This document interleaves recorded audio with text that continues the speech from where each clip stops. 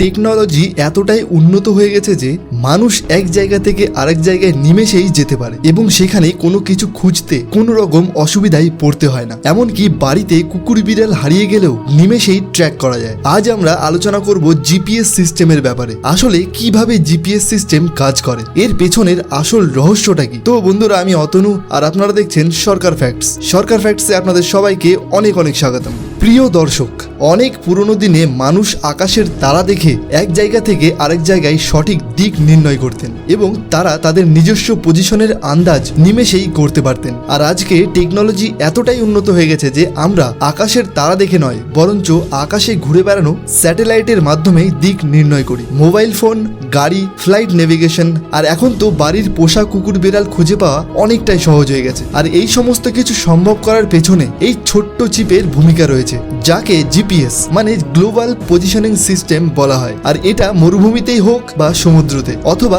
গভীর জঙ্গলের মাঝামাঝি হোক, এই ছোট্ট একটি চিপ আমাদের এক্স্যাক্ট লোকেশন খুঁজে পেতে সাহায্য করে। কিন্তু আসলে এর পেছনের আসল রহস্যটা কি? এতটা গুরুত্বপূর্ণ সার্ভিস আমরা ফ্রিতে কেন পাই? আর গুগল ম্যাপ জিপিএস এর দ্বারা লাইভ ট্রাফিক প্রেডিকশন কিভাবে করে? এই সমস্ত প্রশ্নের উত্তর পেতে গেলে আমাদের বুঝতে হবে আসলে জিপিএস কিভাবে কাজ করে। এটা তো আমরা সবাই জানি যে আমাদের ফোনে জিপিএস রিসিভার থাকে। যখনই আমরা আমাদের ফোনের লোকেশন সার্ভিসটিকে অন করি, তখনই এটা পৃথিবীর চারপাশে ঘুরে চলা 24টি স্যাটেলাইটের সিগন্যাল রিসিভ করে এবং এই সিগন্যালে আমাদের লোকেশন থাকে না, বরঞ্চ এই সিগন্যালে শুধুমাত্র সঠিক টাইম দেওয়া থাকে। স্যাটেলাইটে একটি অ্যাটমিক ওয়াচ থাকে, যাকে পৃথিবীর সব থেকে অ্যাকিউরেট ঘড়ি বলা হয়। স্যাটেলাইট তার নিজের লোকেশন তো জানে, কিন্তু আমাদের ফোনের লোকেশন জানে না। কিন্তু স্যাটেলাইট নিজে ভালো মতো জানেন কখন কোন সময়ে সে পৃথিবীর কোন জায়গায় উপস্থিত থাকবে। স্যাটেলাইট রেডিও সিগন্যালের দ্বারা আমাদের ফোনে লাগানো জিপিএস রিসিভারকে তার নিজের সময় বলে এবং তার নিজের লোকেশন পাঠায়। আর যেই সময় এই রেডিও সিগন্যাল তৈরি হয়, সেই সময় স্যাটেলাইটে অ্যাটমিক ওয়াচে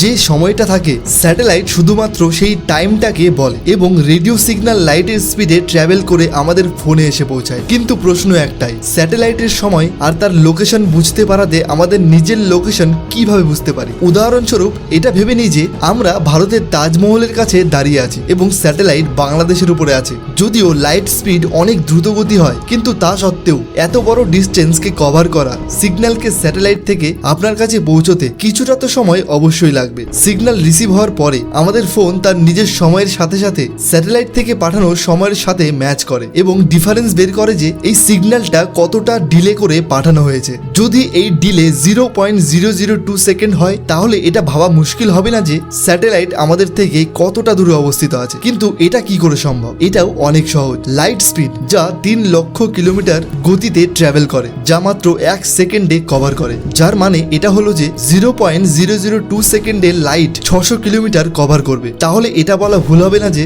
স্যাটেলাইট যখন সিগন্যাল পাঠিয়েছিল তখন সেটা আমাদের থেকে 600 কিলোমিটার দূরে অবস্থিত ছিল। আমাদের ফোন স্যাটেলাইটের লোকেশন তাজমহলের কাছ থেকে 600 কিলোমিটারের রেডিয়াসে একটা সার্কেল বানায়। আর এর দ্বারা আমাদের ফোন এটা তো বুঝতে পারে এই সার্কেলের ভেতরে কোনো জায়গায় সে উপস্থিত রয়েছে, কিন্তু এই সার্কেল তো অনেক বড়। আমাদের ফোন পুরো সার্কেলের বর্ডারে কোনো না কোনো জায়গায় অবস্থিত রয়েছে। এটা জানা আমাদের জন্য যথেষ্ট নয়। এই লোকেশনটিকে অ্যাকিউরেট বানানোর জন্য এই সমস্ত প্রসেস দ্বিতীয় স্যাটেলাইটও করে, যাকে আমরা স্যাটেলাইট বি এর নাম দিচ্ছি। ধরে নিন স্যাটেলাইট সেই সময় আফগানিস্তানের উপরে আছে এবং আমাদের ফোন নানান রকম ক্যালকুলেশনের দ্বারা এটা বের করলো যে এই স্যাটেলাইট আমাদের থেকে 1100 কিলোমিটার দূরে অবস্থিত রয়েছে। তাহলে আমাদের ফোনের কাছে এখন দুটো সার্কেল এসে গেল, একটা স্যাটেলাইট এ এবং দ্বিতীয় স্যাটেলাইট বি। এই দুটো সার্কেল যেখানে একে অপরের সাথে মিলিত হবে, আমাদের ফোনও ঠিক সেই জায়গাতেই উপস্থিত থাকবে। এই লোকেশনটিকে একদম পিন পয়েন্ট অ্যাকুরেট করার জন্য আমাদের ফোনকে মিনিমাম 4টে স্যাটেলাইটের সাহায্য নিতে হবে।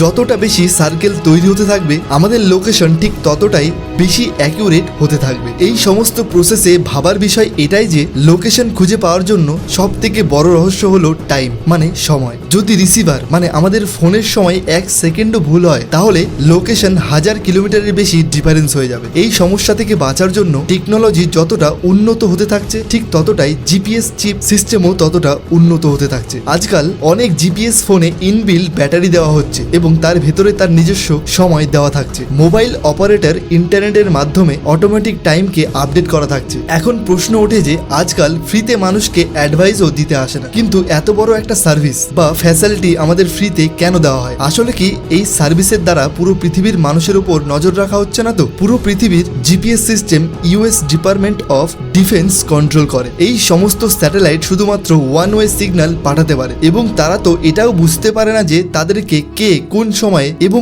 কোথা থেকে ইউজ করছে। তাহলে এই কথার তো প্রশ্নই ওঠে না যে আমাদের ফ্রি সার্ভিস দিয়ে আমাদের উপর নজর রাখা হচ্ছে। আর এই ফ্রি আমাদের মানুষের জন্যই, যা কি মোবাইল ম্যানুফ্যাকচারার্স, এয়ারলাইন্স ইন্ডাস্ট্রি এবং ট্রান্সপোর্ট সেক্টর থেকে বছরে অনেক ট্যাক্স নিয়ে এই জিপিএস সিস্টেমকে তার কস্ট পূরণ করা হয়। এই টেকনোলজি এখন এতটাই কমন হয়ে গেছে যে যদি এটা না থাকে পুরো পৃথিবীর ইকোনমির উপরে অনেক বেশি পরিমাণে লস দেখা যেতে পারে। ফ্লাইট নেভিগেশনে সমস্যা হয়ে যাবে, ট্রান্সপোর্ট কোম্পানি তার নিজস্ব ট্রাককে ট্র্যাক করতে পারবে না, ট্র্যাকার কোম্পানির ব্যবসা বন্ধ হয়ে যাবে এবং হতে পারে আপনার ফেভারিট রেস্টুরেন্ট সময় মতো আপনাকে খাবার পৌঁছে দিতে না পারে। যদি কথা হয় গুগল ম্যাপের ব্যাপারে, লাইভ ট্রাফিক প্রেডিকশনও সব থেকে বেশি দরকার জিপিএস এরই হয়। যদি আমাদের ফোনের জিপিএস অন থাকে তাহলে গুগল ম্যাপ কিছু সময় পর পর আমাদের লোকেশন তাদের সার্ভারে আপডেট করতে থাকে। এতে গুগলের এআই বট বুঝতে পারে যে পয়েন্ট এ থেকে পয়েন্ট বি তে পৌঁছতে আমরা কোথাও দাঁড়িয়েছি কিনা এবং আমাদের স্পিড কতটা ছিল। এই ইনফরমেশন গুগল সেই রোডে অবস্থিত